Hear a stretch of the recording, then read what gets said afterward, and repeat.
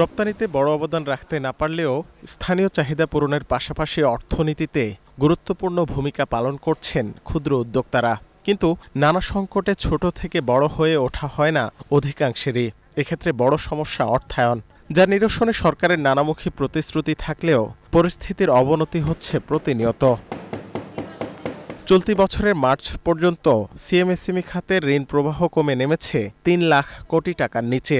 উল্টো খেলাপি ২৬% বেড়ে দাঁড়িয়েছে প্রায় ৭৮,০০০ কোটিতে। উদ্যোক্তারা বলছেন, এমন প্রেক্ষাপটে আরও কঠিন হয়ে যাচ্ছে ঋণ প্রাপ্তি। ব্যবসা তো গেম অফ আনসার্টিনিটি। এখন আমি ব্যবসা শুরু করার সাথে সাথে আমাকে ভ্যাটের কাগজ নিতে হইলো, ব্যাংকে আমি অ্যাকাউন্ট করতে পারতেছি না, এবং ফোর্স আমি নেগেটিভ সাইডেই গেলাম, ব্যবসা ওইটা চললোই না। দেন আবার কিন্তু এই কাগজগুলো বন্ধ করতে হবে। এই কাগজগুলো কিন্তু খুব ডেঞ্জারাস জিনিস। যতক্ষণ পর্যন্ত এই কাগজ ওপেন থাকবে আপনি কিন্তু চিঠি পেতেই থাকবেন, আপনার কিন্তু রিটার্ন দিতেই হবে, বা অ্যাটলিস্ট জিরো রিটার্নও আপনার সাবমিশনে যাইতে হবে। কেউ যদি সেই চ্যালেঞ্জটা নিয়ে তার বিজনেসটা গ্রো করার জন্য যদি ব্যাংকের কাছে তার দ্বারস্থ হয় লোনের জন্য, তখন ব্যাংক তাদেরকে বিশ্বাস করে না, তাদেরকে লোন দিতে তারা উৎসাহিত হয় না।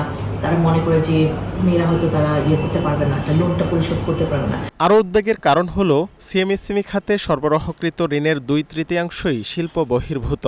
ফলে জিডিপি প্রবৃদ্ধি, কর্মসংস্থান কিংবা পণ্য বৈচিত্র্যকরণে মিলছে না কাঙ্ক্ষিত সুফল।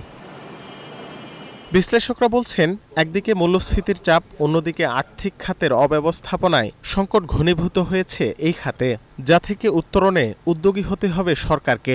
হয়তো অনেকে বন্ধ হয়ে গেছেন এবং লোন ফেরত দিতে পারছে না, যারা চলছে তাদের অনেকে ডিফল্ট করে গেছে, লোন সার্ভিস করতে পারছে না।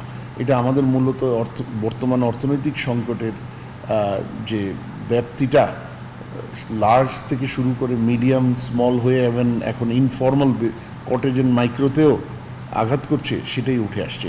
আমরা এমনও দেখেছি ওই সমস্ত ক্ষুদ্র ব্যবসায়ীরা যাদের একটু টাকার টার্নওভার বেশি, তারা বাড়ি করে, তারা বোন নামে সম্পত্তি করে, শ্বশুর বাড়ির নামে সম্পত্তি করে, তারা এমনকি কিছু কিছু আমরা দেখেছি পাশের দেশে যায় সম্পত্তি কিনছে, যারা সংখ্যালঘু সম্প্রদায়। টোটাল এসএমই অর্থায়ন কাঠামোকে আবার একটু পুনর্মূল্যায়ন করা উচিত।